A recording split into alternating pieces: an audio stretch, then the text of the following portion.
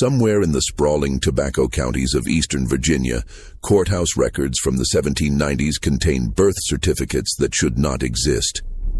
37 children, all documented as white, all bearing the surnames of prominent planter families, all sharing one biological father, a man legally classified as property.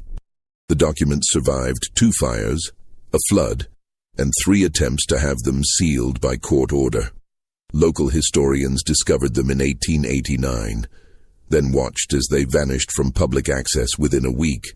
What those records revealed about power, silence, and the architecture of an unspeakable arrangement would force us to reconsider everything we thought we understood about that era. Before we continue with the story of the man the records only ever called Number 47, if you're watching from Virginia or anywhere in the South, leave a comment telling us your state. This story will make you look at your local history differently. Now, let me take you back to where this impossible situation began. The Rappahannock River region in 1774 was a landscape of contradictions. Along the water's edge, grand plantation houses rose like white monuments to prosperity, their columns visible for miles across fields where tobacco grew in endless geometric rows. The population of the county numbered nearly 8,000 souls, though only 2,000 of those were considered fully human under the law. This was a place where wealth was measured in acres and in people, where the distance between the great house and the quarters could be crossed in 5 minutes, but represented an unbridgeable chasm in every other sense. The Warfield plantation occupied 1,200 acres of prime bottomland, its main house a 3-story Georgian masterpiece that had taken 7 years to complete. Marcus Warfield had inherited the property from his father in 1769, along with 93 enslaved workers and debts that would take a decade to clear. He was 31 years old, educated at William and Mary, ambitious in the way that second sons often are when they unexpectedly inherit everything. His wife, Catherine, came from a declining Charleston family with an impressive name and little else. Their marriage had produced 1 daughter in 5 years, a fact that generated quiet speculation in the drawing rooms of neighboring estates. The county's social structure was as rigid as its architecture. At the top sat perhaps 20 families who owned the majority of the land. Below them, a scattering of smaller farmers, artisans, and merchants who aspired to join the planter class. And below that, the vast majority, people who existed in ledgers as assets, their lives circumscribed by laws designed to prevent precisely what would unfold at the Warfield estate over the next 2 decades. In 1774, Marcus Warfield made a purchase that neighbors would remember as unusual even at the time. At the Richmond market, he paid premium price for a young man of about 20 years, tall, uncommonly well-proportioned, with features that suggested mixed ancestry several generations back. The bill of sale listed him only as male, healthy, field-suitable, but Warfield had him assigned to the house staff immediately, an appointment that raised eyebrows among the overseers who knew the rigid hierarchies of plantation labor. The household staff at that time consisted of 12 people: cooks, maids, valets, a coachman, a nurse for the child. They lived in quarters behind the main house, close enough to be summoned at any hour but separate enough to maintain the fiction of distance.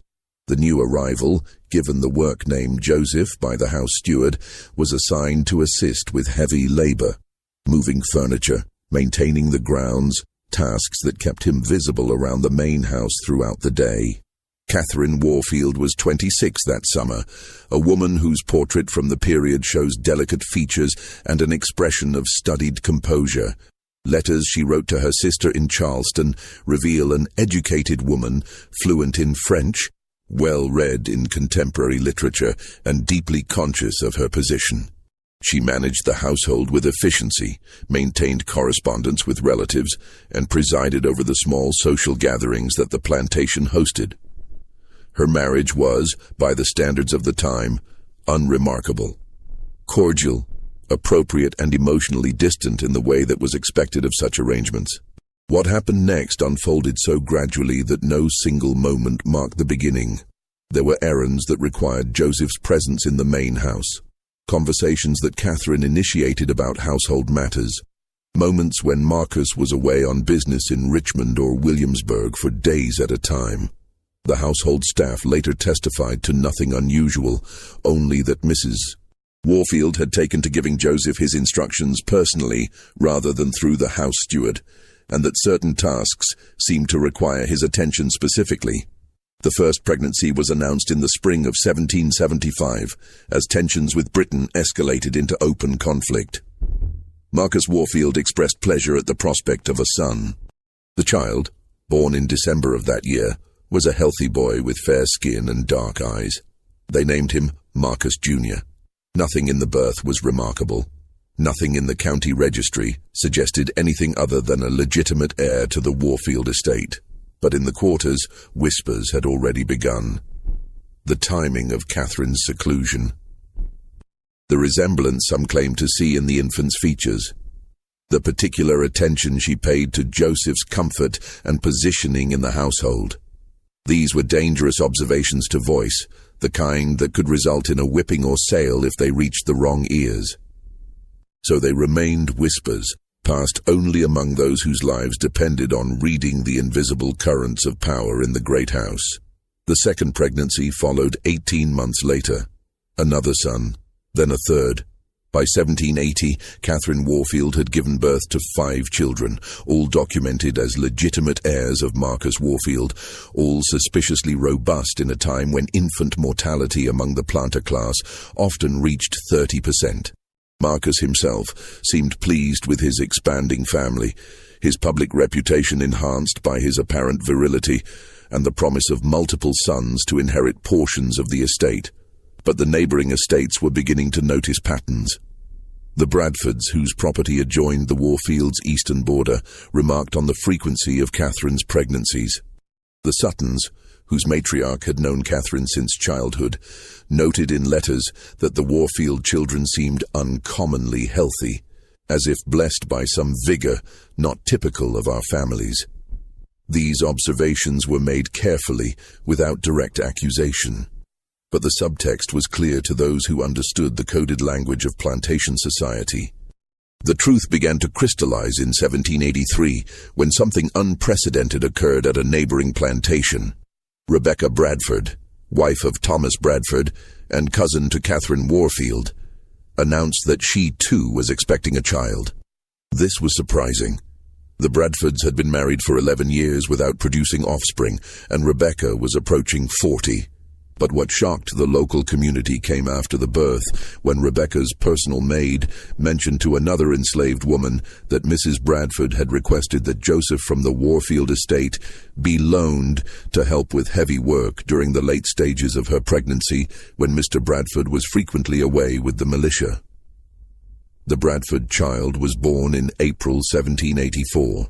Those who saw the infant remarked on its unusual vigor, its strong constitution, and some, in very private settings, noted certain similarities to the Warfield children: the set of the eyes, the shape of the hands, the particular tone of the skin that suggested some heritage beyond the expected lineages. This might have remained one more hidden reality in a world full of them, except that it happened again. Sarah Sutton, aged 32 and married to the county's largest landowner after Marcus Warfield, failed to conceive for the first 7 years of her marriage. Then, in 1785, she too requested that Joseph assist with estate work while her husband traveled to Philadelphia on business. 9 months later, she delivered twins. A pattern was emerging, but it was a pattern that could not be spoken aloud. To acknowledge it would be to acknowledge something that threatened the entire structure of inheritance, legitimacy, and racial hierarchy upon which the planter class depended. These children were being born into white families, documented as legitimate heirs, with no legal or social mechanism to challenge their parentage. The law was clear. Children inherited the status of their mother. If the mother was white and married, the child was white and legitimate, regardless of biological paternity. What made the situation even more complex was that Marcus Warfield seemed not only aware of the arrangement, but actively facilitating it. Joseph remained on the Warfield estate, never sold or reassigned, always available when certain wives in the county requested his presence for heavy labor at their estates. There was a schedule, almost methodical in its implementation. A request would come. Marcus would grant permission. Joseph would spend weeks or months working at a neighboring plantation, and within a year, a child would be born. By 1790, the count had reached 23 children across 7 different planter families, all documented as white, all legally the sons and daughters of prominent men who commanded respect and wielded power in county affairs. The birth registry maintained by the county clerk showed nothing unusual, just a prosperous region experiencing a baby boom among its leading families. But the enslaved community knew. They kept their own records, passed down orally, marking the births and noting the pattern. They watched as Joseph moved through the county, always accompanied by appropriate documentation, always returned to the Warfield estate, always maintained in a position of relative comfort, unusual for someone of his status. They understood what was happening, even if they could never speak of it openly. A conspiracy of silence was being maintained by both the powerful and the powerless, though for very different reasons. The tension inherent in this arrangement finally manifested in 1791, when a visiting merchant from Pennsylvania witnessed Joseph accompanying Catherine Warfield on a trip to Richmond. The merchant, unfamiliar with Virginia's complex racial and social codes, made the mistake of commenting to Marcus Warfield that he had a very attentive servant who seems uncommonly familiar with your wife's preferences. The statement was innocent, but its implications were dangerous. Marcus Warfield's response was carefully calibrated. He explained with patience that suggested he had made this explanation before, that Joseph was a trusted member of the household, that his loyalty was absolute, and that certain arrangements in Virginia may seem peculiar to those unfamiliar with our particular circumstances. The merchant left with the distinct impression that he had stumbled onto something he was not meant to question. As the 1790s progressed, the situation evolved into something even more elaborate.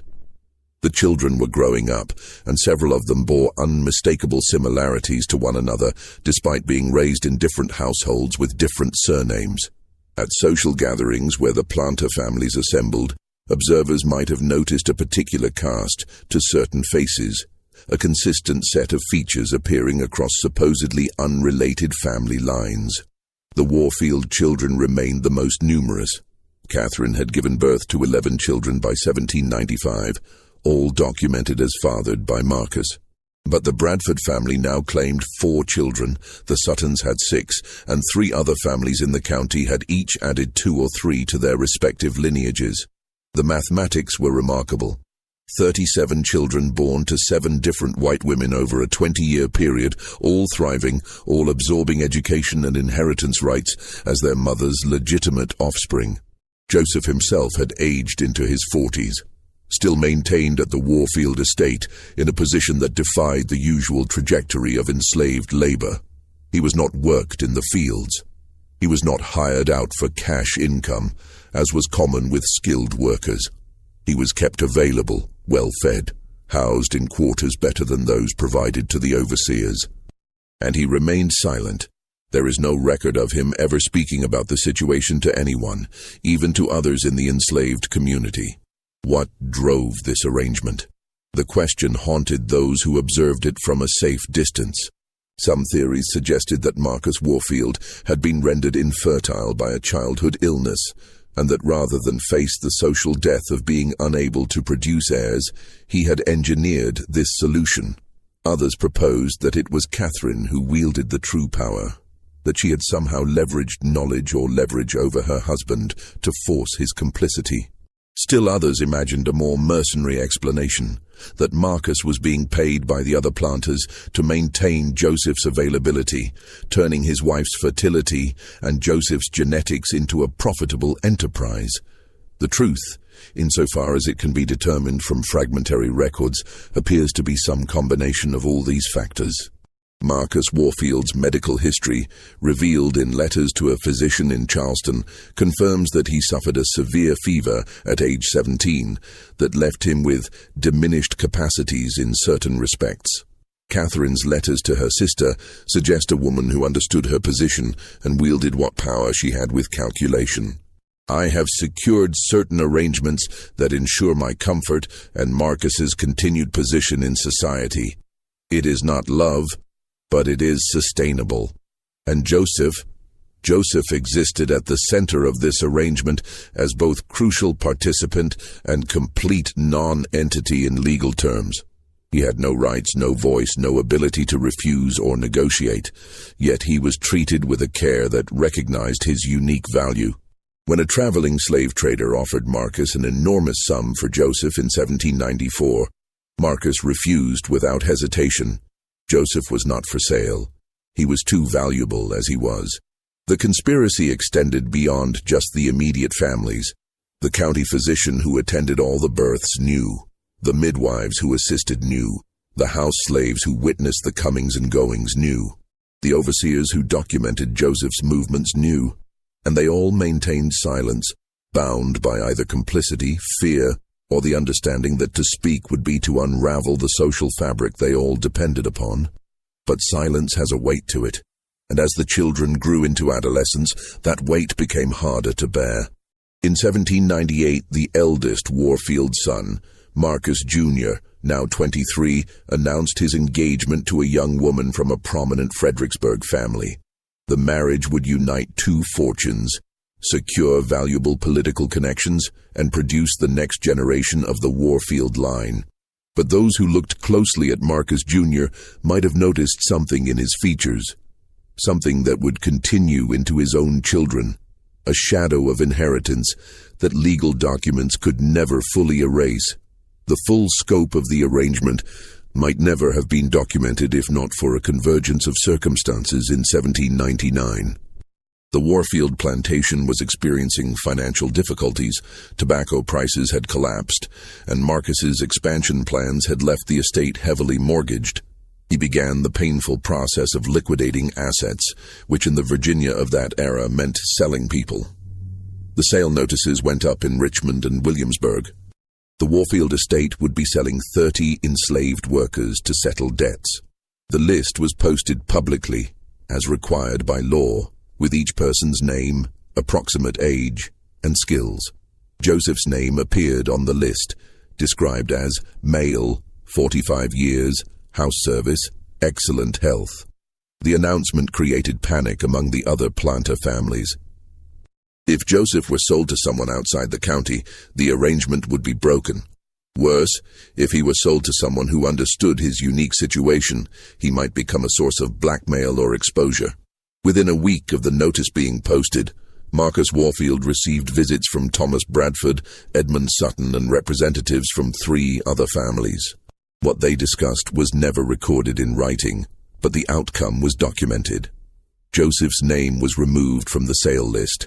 In its place, a complicated financial arrangement was structured whereby the participating families would provide loans to the Warfield estate at favorable terms, secured against future tobacco crops. Marcus would retain ownership of Joseph. The arrangement would continue, but something had shifted. The near catastrophe had forced everyone involved to confront the fragility of their conspiracy. A single financial crisis had nearly exposed everything. What if Marcus died unexpectedly? What if one of the wives, in a moment of guilt or anger, decided to confess to a minister? What if Joseph himself, after years of silent cooperation, decided to speak? It was Catherine who apparently proposed the solution. In late 1799, she suggested that Joseph be formally manumitted, granted freedom, but with conditions attached. He would be freed legally, removing the possibility of his being sold. But he would remain on the Warfield estate as a paid servant, bound by a contract that ensured his continued availability and silence. The other families agreed to contribute to his annual salary. Joseph himself was presented with this arrangement as a fait accompli. He would be freed whether he desired it or not, because his freedom served everyone's interests better than his continued enslavement. The Manumission papers were filed in January 1800. They described Joseph as a faithful servant granted freedom in recognition of long service, and specified that he would remain employed at the Warfield estate for a salary of $60 per year, a sum that was simultaneously generous for a freed black man and insulting for the value he represented. The papers required his signature, or rather his mark, as he had never been taught to write. He made an X on the document that transformed his legal status while changing almost nothing about his daily reality. What did Joseph think of all this? The historical record offers only silence. He left no letters, no testimony, no recorded words. We know he accepted the arrangement because he remained at the Warfield estate. We know he continued to father children with the planter wives because the births continued. 5 more between 1800 and 1804, bringing the total to 42, with 37 surviving past infancy. The children themselves were living paradoxes. They grew up as white Virginians, educated, propertied, completely integrated into planter society. Several of the sons attended the College of William and Mary. The daughters made advantageous marriages into other prominent families.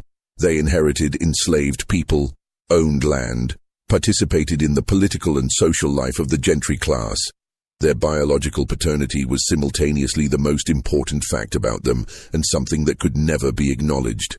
In 1803, an incident occurred that revealed the psychological toll of this sustained deception. Elizabeth Warfield, Catherine's 4th daughter and then age 17, apparently discovered the truth about her parentage through overheard conversations among the house staff. She confronted her mother in a scene that several people in the house reported hearing, but none would describe in detail. The confrontation ended with Elizabeth being sent to live with Catherine's relatives in Charleston, where she remained for 2 years. When she returned, she never spoke of the matter again, and she married within a year to a man from a Williamsburg merchant family, leaving Virginia permanently. The incident highlighted a troubling question. What would happen when these children, now adults, began having their own children? Would the genetics manifest in ways that could not be explained away? The planter families were beginning to realize that they had not just hidden a scandal. They had introduced a permanent alteration into their bloodlines that would echo through generations. The year 1806 brought a crisis no one had anticipated. Gabriel's rebellion in 1800 and the subsequent tightening of laws governing free black people in Virginia created an increasingly hostile environment for someone in Joseph's position. New legislation required free black people to leave the state within a year of manumission unless they received special dispensation from the county court. Joseph, freed in 1800, should have left by 1801. He had not, and technically he was now illegally present in Virginia. The county sheriff, a man named Howell who had assumed his position in 1805 and was not part of the original conspiracy, began asking questions about Joseph's status. Why was he still in the county? By what authority did he remain? The questions were innocent administrative inquiries, but they threatened to pull apart the carefully constructed fiction. Marcus Warfield, now 68 and in declining health, was forced to appear before the county court to petition for Joseph to be allowed to remain. The petition had to provide justification for why this particular freed black man was so valuable that the law should be bent to accommodate him. The petition, which survives in county records, describes Joseph as a person of exceptional character, who has performed services to several families in this county of such a nature that his departure would cause considerable hardship. The vagueness of the language is striking. What services? Which families?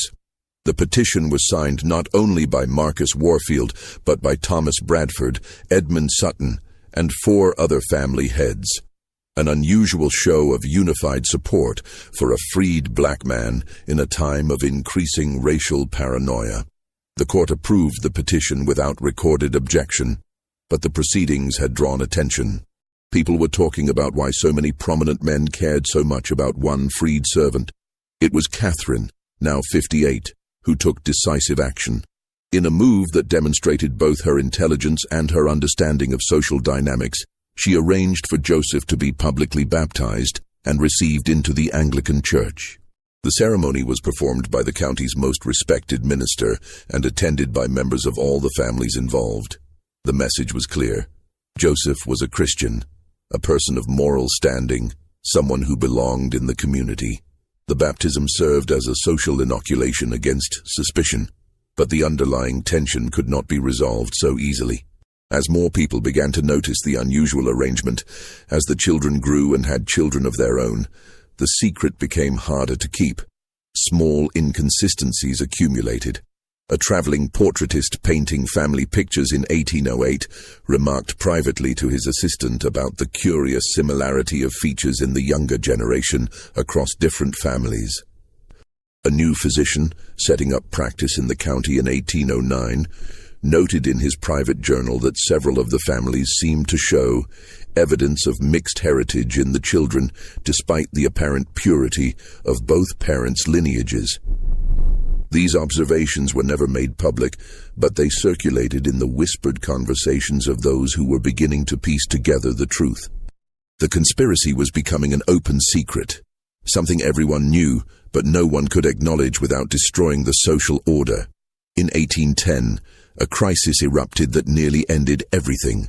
One of the Bradford sons, aged 26, and recently returned from 3 years studying in Philadelphia, announced at a family dinner that he had become an abolitionist. He declared his intention to free the enslaved people he had inherited from his grandfather and to publicly advocate for emancipation. This was dangerous enough, but his father's panicked reaction suggested something more. Thomas Bradford took his son to his study, and what transpired there is unknown, but the son emerged pale and shaking. He left Virginia within a week and never returned, moving to Ohio, where he established himself as a merchant and never mentioned his Virginia family again. What had Thomas Bradford told him? Almost certainly, he had revealed the truth about the son's own parentage, that he was not Bradford's biological son, that his claim to the family inheritance rested on a lie, and that to become an outspoken abolitionist would inevitably lead to questions about his own background that would destroy not only his position, but his mother's reputation and the legitimacy of his siblings. The young man's sudden departure and permanent silence suggests the devastating effectiveness of this revelation. The beginning of the end came in 1812, as the United States entered war with Britain and Virginia mobilized its militia. Marcus Warfield died in March of that year, aged 74, and his death triggered a series of events that would finally bring the truth into the light. The funeral was held on a cold morning when fog rolled in from the Rappahannock, shrouding the plantation in gray. Every prominent family in the county attended, a show of respect for a man who had been a pillar of their community for over 4 decades. The enslaved workers lined the path to the family cemetery, heads bowed as custom demanded. Joseph stood among them, though his position was ambiguous, technically free, practically bound, legally separate but functionally essential to the assembled family's carefully maintained fictions. Catherine wept at the graveside, but those who watched closely noted something performative in her grief. She was 74 herself, frail in recent years, and the elaborate deception that had structured her entire adult life was about to collapse under its own weight. Marcus had been the architect of their arrangement, the one who had managed the other family's expectations and maintained the financial structures that kept everyone invested in silence. Without him, the conspiracy lacked a coordinator. The will was read in April in the Warfield house drawing room, with all 11 surviving children present. The attorney, a man named Havisham who had served the family for 20 years, read through the standard provisions with practiced efficiency. The plantation and majority of assets to Marcus Jr., smaller bequests to the other sons, dowries for the daughters who remained unmarried, a pension for Catherine, all of it predictable, appropriate to a wealthy planter's estate. Then Havisham reached the codicil, added just 3 months before Marcus's death. His voice faltered slightly as he read, "To the faithful servant Joseph, In recognition of services rendered across many years to this family and to my dear friends who have shared in my fortune, I bequeath the sum of $5,000 to be paid from the estate within 6 months of my death." The room went silent. $5,000 was more than many overseers earned in a lifetime. It was a sum that demanded explanation, and the will provided none beyond that carefully worded phrase, "Services rendered to this family and to my dear friends." Marcus Jr. stood abruptly, his face flushed. At 37, he had built his own reputation as a capable manager, expanding his inherited portion of the estate and establishing himself in county politics. But he was not a fool, and he understood immediately what his father had done. The bequest was both acknowledgement and trap. It confirmed Joseph's importance while making his relationship to the family undeniable in legal records that would survive for generations. "This is inappropriate," Marcus Jr. said, his voice tight. "Father must have been in declining mental capacity when he added this provision." The attorney shook his head. "I witnessed the codicil myself, along with Dr. Morrison and Reverend Hughes. Your father was entirely lucid. He insisted on this provision specifically." Catherine spoke from her chair by the window, her voice surprisingly strong. "Your father knew what he was doing. The bequest stands." The tension in that room was suffocating. The children, adults now, with their own families and positions, looked at one another with dawning comprehension. Some had suspected for years, others were only now beginning to understand. And several, including Marcus Jr., had known the full truth since their late teens, when the burden of maintaining the family's reputation had been passed to them like a hereditary disease. The meeting dissolved without resolution. The children departed to their separate homes, the bequest hanging over all of them like a sword suspended by fraying thread. Within days, the news had spread through the county's social networks. People were talking openly now, speculating about why Marcus Warfield would leave such a fortune to a freed black man. The explanations offered ranged from the mundane, Joseph had saved Marcus's life at some point, to the scandalous whispers that had circulated for years but never been spoken in polite company. Thomas Bradford, now 71 and in poor health, summoned his sons to a meeting. What he told them has never been recorded directly, but the family's papers include a letter from his eldest son to a brother in Kentucky, dated May 1812. "Father has confessed matters regarding our parentage that I cannot commit fully to paper. Suffice to say that the Warfield bequest has exposed secrets that several families have maintained for decades. We are discussing how to manage the situation, but I fear the revelation is inevitable." Edmund Sutton took a different approach. He visited Catherine privately and offered to contest the will, arguing that Marcus had been unduly influenced. Catherine refused. "Let the truth be known," she told him, according to Sutton's diary. "I am too old and too tired to maintain the deception any longer. My children know. Your children know. We have all been living a lie, and I will not spend my remaining days protecting it." Sutton was horrified by her fatalism, but he could not control her. And in truth, Catherine's exhaustion with the conspiracy was understandable. She had spent 40 years managing an impossible situation, coordinating lies, maintaining appearances, ensuring that 7 families remained aligned in their mutual deception. Marcus's death had freed her from the obligation to continue. She was ready to let the structure collapse, whatever the consequences. In June, Catherine made a decision that would accelerate everything. She began sorting through her private papers, preparing to have them archived with the County Historical Society. Among those papers were letters, shockingly explicit letters that documented her side of the arrangement. She had kept them, hidden in a locked box that only she could access, perhaps as insurance, perhaps as confession to a future she would never see. One letter in particular, written to her sister in Charleston in 1795, laid out the truth with clinical precision.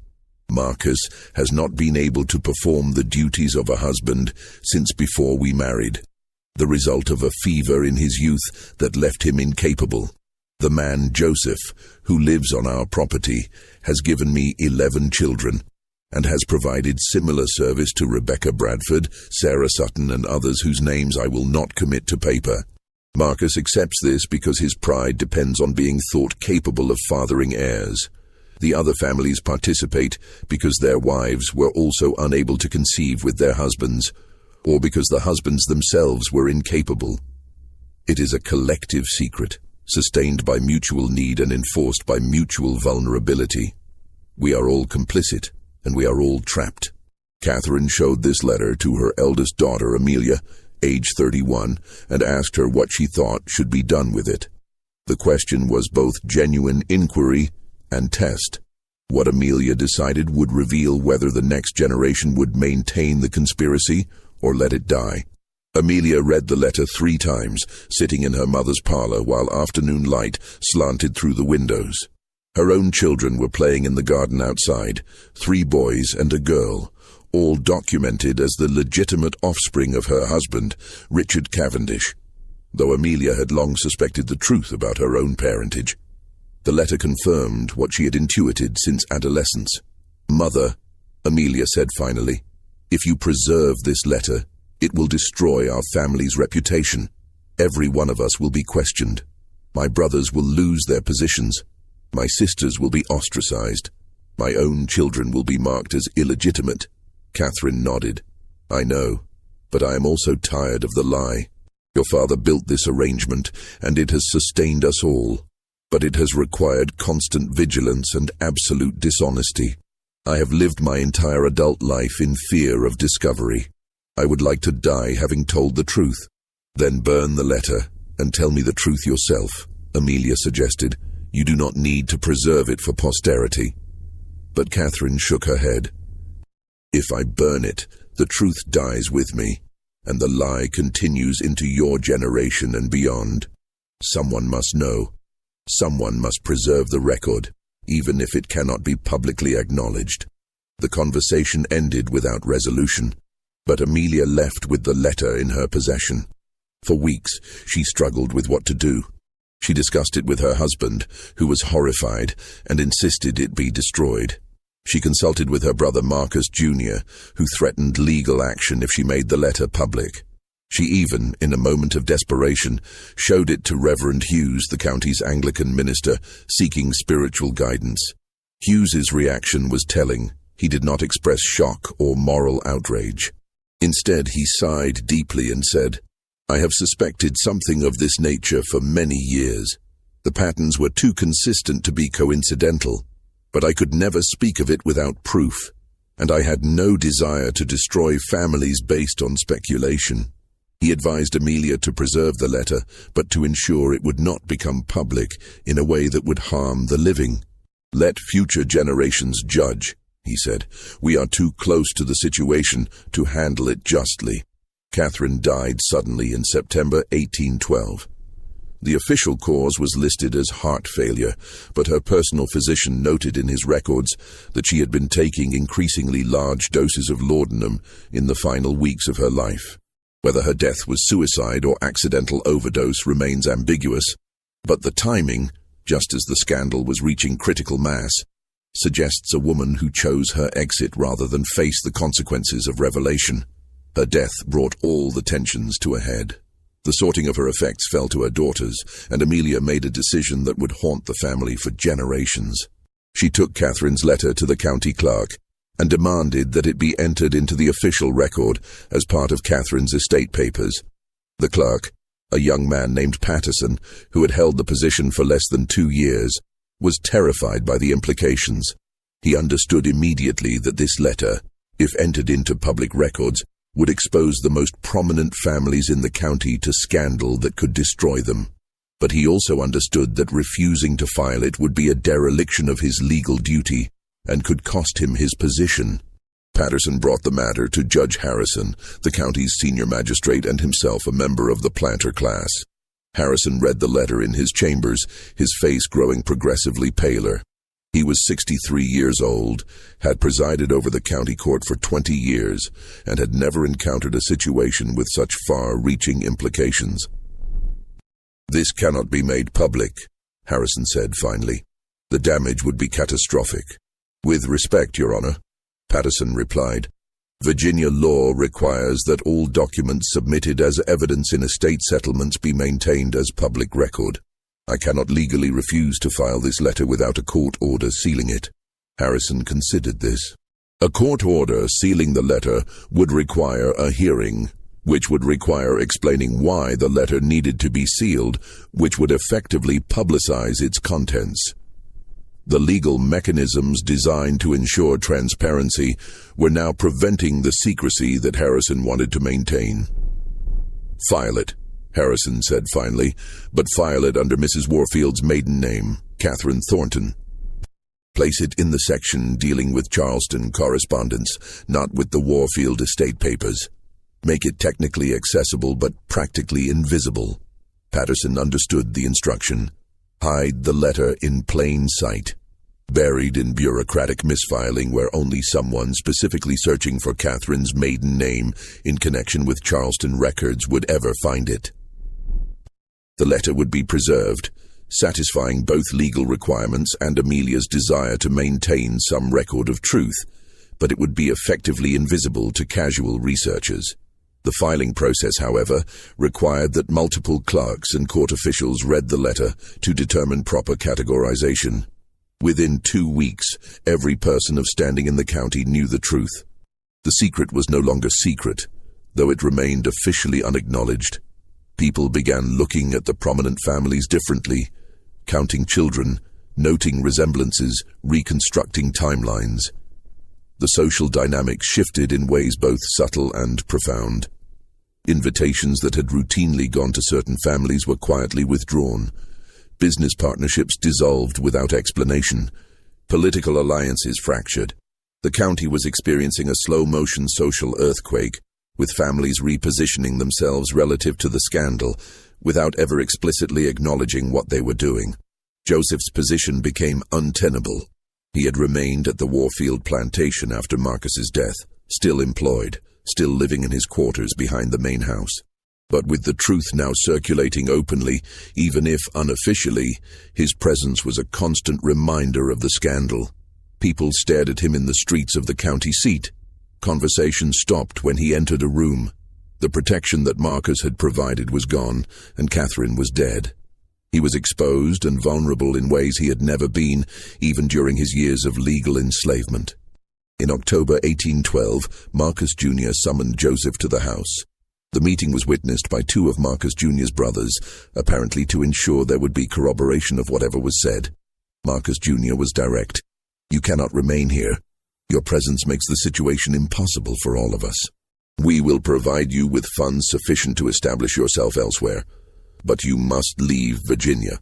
Joseph, who had spent nearly 40 years on the Warfield property and another 13 years as a freed man unable to leave the county, finally spoke words that someone bothered to record. One of the brothers present wrote down the exchange in a letter to a sister. Joseph asked where he was supposed to go. Marcus said Philadelphia, where the free black community would accept him. Joseph asked if he had a choice. Marcus said no. Joseph asked if he would be able to return. Marcus said not in his lifetime. Joseph nodded and said, "I understand. I have always understood." Then he left the room. The funds were assembled in November. Thomas Bradford, Edmund Sutton, and 3 other family heads contributed to a collective payment. The total amount was recorded by Bradford in his personal accounts, $3,000, an enormous sum that represented both payment and silencing. It was hush money, though nothing in the legal documents described it as such. The payment was structured as charitable support for Joseph's relocation and establishment of new life circumstances, with no mention of why such charity was necessary or what it was intended to purchase. Joseph left Virginia in January 1813, traveling by coach to Richmond and then by ship to Philadelphia. Several accounts from the period place him in Philadelphia's Southwark district, where a large community of free black people had established churches, mutual aid societies, and businesses. But Joseph left no paper trail beyond that. He appears in no city directories, no church records, no property deeds. If he lived in Philadelphia, he did so invisibly, perhaps deliberately erasing himself to avoid questions about his past. One intriguing possibility emerges from a Pennsylvania Abolition Society record dated 1817, which mentions a man named Joseph who had experience with the planter class of Virginia and was able to provide testimony about the intimate workings of plantation society.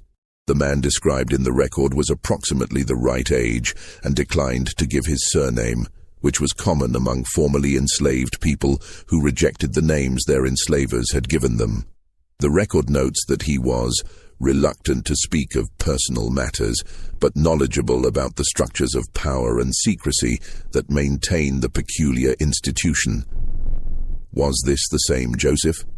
The timeline fits, and the description, knowledgeable but reticent, experienced but unwilling to discuss personal history, matches what we know of Joseph's character and circumstances. But there is no definitive proof. The man in the Pennsylvania record disappears from the historical record after 1817, just as the Joseph of Virginia disappeared after 1813. Back in Virginia, the families attempted to reconstruct their social positions in the aftermath of the revelation. The strategy they employed was remarkable in its cynicism and its effectiveness. They maintained absolute public silence while privately acknowledging everything. No one denied the letter's contents. No one challenged the truth of Catherine's confession. But no one spoke of it openly either. The scandal existed in a strange liminal space, universally known, but never officially confirmed. The legal protections that had sustained the conspiracy during its active phase now protected it in its aftermath. To challenge the legitimacy of any of the 37 children would require proving adultery, which would require naming Joseph as the biological father, which would require public acknowledgement of the arrangement. But such acknowledgement would harm not just the families involved, but the entire structure of inheritance and legitimacy upon which Virginia's planter class depended. If it could happen to the Warfields, the Bradfords, the Suttons, families of unquestionable respectability, then how many other families might be hiding similar secrets? The planter class had a collective interest in maintaining the fiction of legitimacy, because to unravel one family's claims was to threaten everyone's claims. The conspiracy of silence evolved into something even more insidious, a conspiracy of mutual vulnerability, where everyone's complicity protected everyone else's position. The children, now adults with their own children and grandchildren, navigated this strange reality in different ways. Some chose exile, moving to frontier areas where their backgrounds were unknown. Marcus Jr. sold his portion of the Warfield estate in 1815 and moved to Kentucky, establishing himself as a horse breeder and never returning to Virginia. 2 of his brothers went to Tennessee. 3 of the Bradford offspring relocated to Georgia and Alabama, carrying their complicated inheritance to the expanding Cotton South. Those who remained in Virginia developed a particular psychological adaptation. They maintained their social positions through a combination of defiance and careful positioning. They attended church, participated in civic life, and dared anyone to challenge their standing. And because challenging them would require public acknowledgement of the scandal, no one did. They existed in a state of permanent tension, socially secure but psychologically haunted, legally legitimate but personally aware of their fraudulent origins. The next generation, born after 1813, were raised in a strange environment of spoken and unspoken knowledge. Parents told them carefully edited versions of their family history, omitting crucial details while leaving gaps obvious enough that intelligent children could deduce the truth. Some families were more forthcoming than others, but all maintained the fundamental lie, that the children were legitimate heirs of their legal fathers, despite biological evidence to the contrary. Genetic inheritance, however, could not be controlled by legal documents or social conventions. As the children of the 37 grew into adulthood, certain physical characteristics became undeniable. The shape of the eyes, the structure of the face, the particular tone of skin that suggested mixed heritage. These appeared across family lines in patterns that could not be explained by the official genealogies.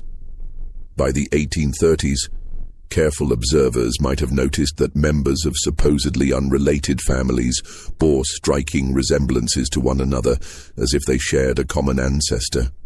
Which, of course, they did. One particularly detailed observer was a portraitist named Samuel Ellis, who painted family pictures for Virginia's gentry throughout the 1820s and 1830s. His private notebooks, discovered after his death, contain observations that he never shared publicly. The Cavendish children bear remarkable resemblance to the Sutton children, particularly in the eyes and hands. The younger Bradford generation shows similarities to the Warfield cousins that suggest connection beyond marriage alliances.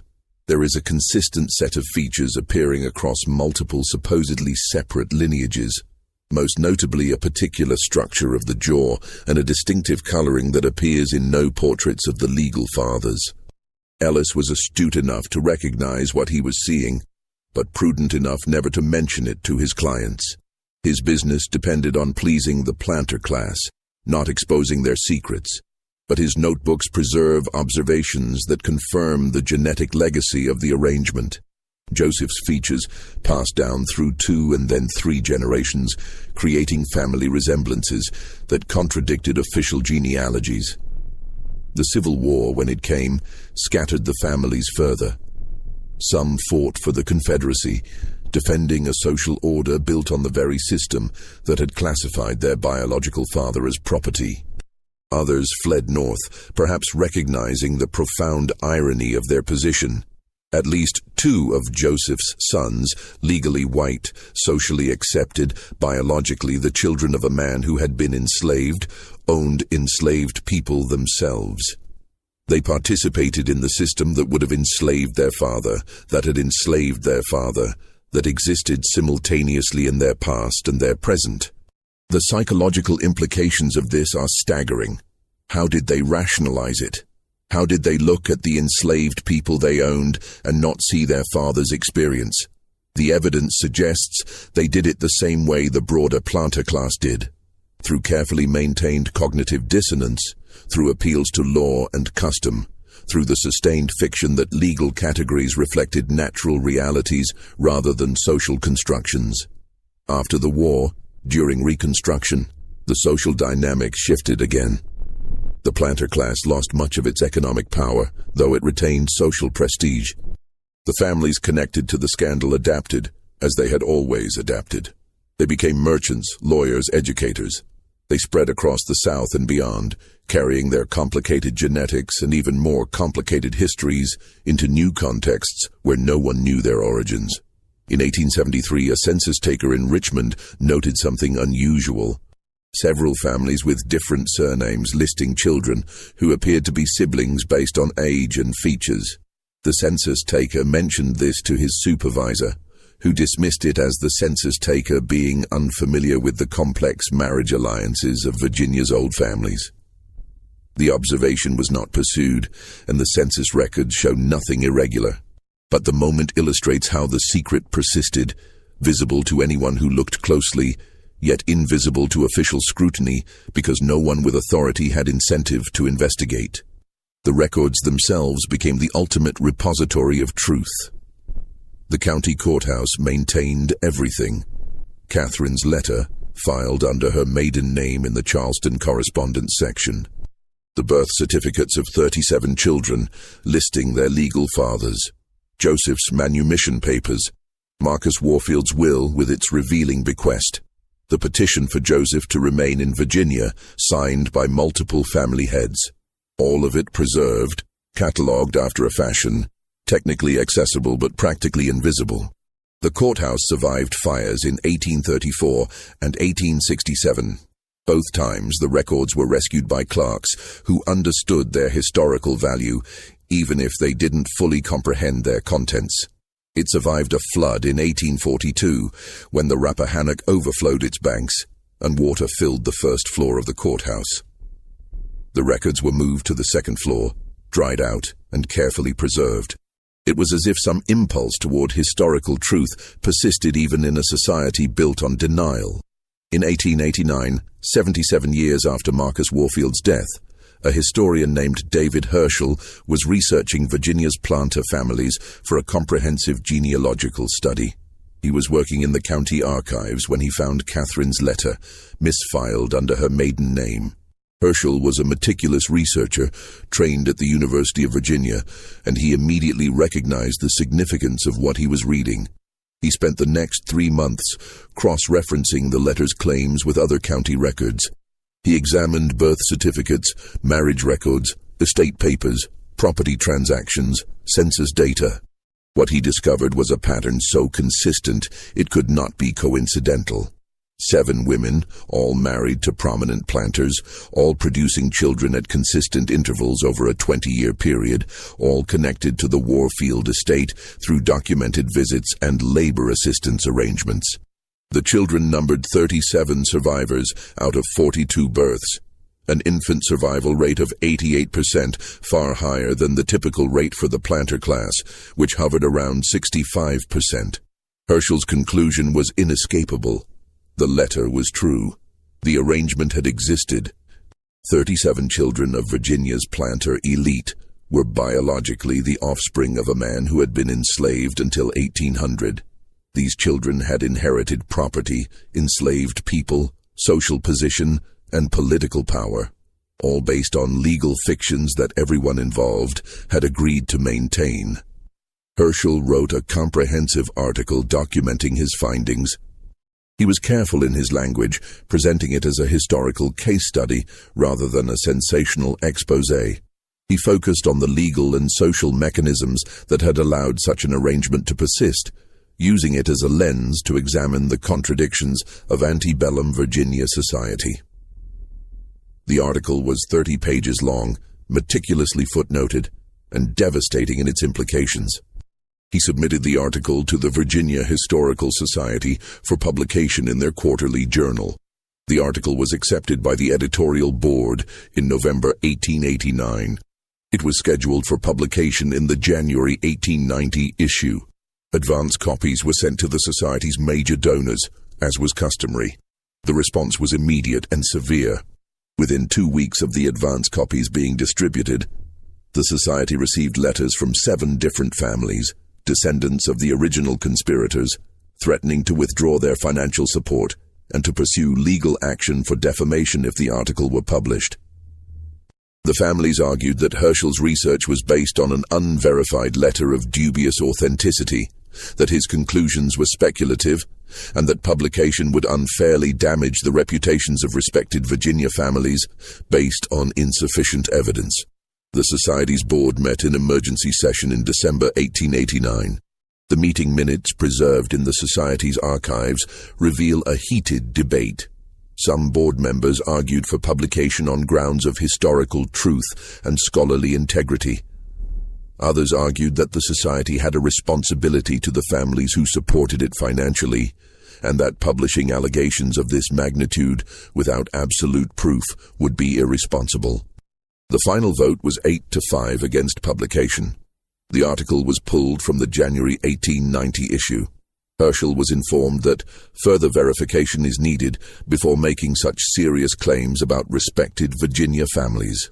He was encouraged in carefully worded language to pursue other research topics that might be more appropriate to the Society's mission of celebrating Virginia's heritage. Herschel was devastated, but not surprised.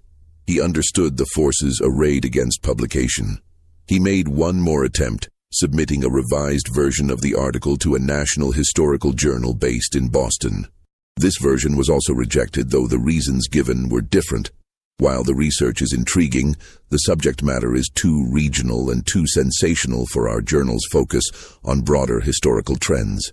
Herschel's notes and draft manuscript were archived with his other papers when he died in 1902. They remained there, uncatalogued and unexamined, for another 8 decades. The story he had uncovered remained buried, protected by the same mechanisms of silence that had protected it for a century. The families themselves continued to thrive and disperse. By 1900, descendants of the 37 children lived in Virginia, Maryland, North Carolina, South Carolina, Georgia, Alabama, Mississippi, Tennessee, Kentucky, Missouri, and Texas. Some had moved to northern cities, New York, Philadelphia, Boston, where their backgrounds were unknown and they could start fresh. A few had gone west, to California and Oregon, as far from Virginia as they could get while remaining in the United States. They became lawyers, doctors, ministers, teachers, business owners, politicians. They joined country clubs, served on charitable boards, attended elite universities. Several became prominent in their communities, respected citizens whose genealogies appeared in local history books that traced their distinguished Virginia heritage back to the founding families of the colonies. The official genealogies listed their descent from men like Marcus Warfield, Thomas Bradford, and Edmund Sutton. The truth, that they descended from a man whose legal name had been reduced to Joseph and whose status had been property, was known to some family members but never acknowledged publicly. Joseph himself left one more trace in the historical record, though its authenticity cannot be conclusively verified. In 1835, a black church in Philadelphia buried a man identified only as Joseph, formerly of Virginia, aged approximately 80 years. The church records note that he lived quietly among us for many years, worked as a carpenter, and kept his own counsel regarding his past. Several members of the congregation attended his funeral, but he left no known family, no property, and no detailed account of his life. If this was the same Joseph, and the age, location, and description of being formerly of Virginia suggest it might have been, then he lived the final 22 years of his life in obscurity, working with his hands, maintaining the silence that had been imposed on him for 4 decades.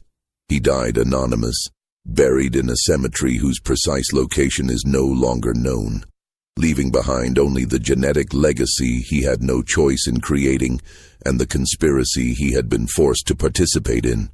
The ultimate irony is that the family's attempts to hide the truth ensured its preservation. If they had simply destroyed the records, burned Catherine's letter, eliminated the paper trail, the story would have disappeared completely. But their solution, misfiling, archiving, maintaining technical accessibility while ensuring practical invisibility, meant that everything was preserved. The truth was there, waiting for anyone who knew where to look and had the courage to speak it. Today, descendants of those 37 children live throughout the United States. Most have no idea that their genealogy includes this chapter. The official family trees in genealogical databases and historical societies list descent from the planter families with no mention of biological paternity that contradicted legal documentation. The secret has been so successfully maintained that it has become invisible even to those who carry Joseph's genetics in their blood.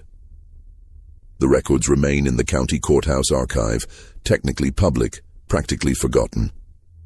Catherine's letter is still there, filed under Thornton in the Charleston correspondence section, exactly where Judge Harrison ordered it to be placed in 1812. Joseph's manumission papers are there. The birth certificates are there. Marcus Warfield's will is there. All the pieces of the story, preserved in acid-free folders, waiting for someone to assemble them into a coherent narrative. What does this story tell us? It reveals the extraordinary flexibility of social systems built on rigid hierarchies.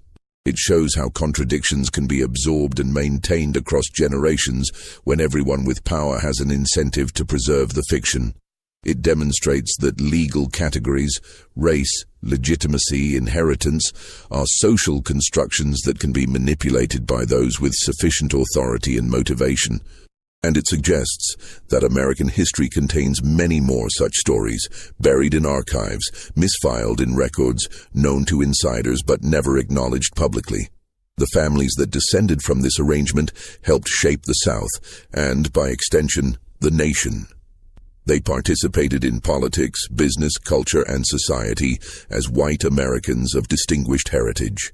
Their story is simultaneously exceptional. Few arrangements could have matched this one in scope and duration, and representative of the countless ways that race, power, and legitimacy were negotiated in the gaps between law and reality. Joseph himself remains the most mysterious figure in this entire story. We know what was done to him, what was required of him, and what he received in exchange, but we do not know what he thought, what he felt, or how he understood his own position in this arrangement. Was he a victim? Certainly he had no power to refuse. Was he a collaborator? His participation was necessary for the arrangement to continue. Was he something more complex? A person navigating impossible circumstances with whatever agency he could claim? The historical record offers no answer, only the silence that he maintained throughout his life. What do you think of this story? Do you believe such arrangements were common in the antebellum South, hidden in the gaps between law and practice? How do you understand Joseph's position as victim, participant, or something defying simple categorization? And what does it mean that descendants of this arrangement still live among us, carrying genetics and histories they know nothing about? Leave your comment below and share your thoughts.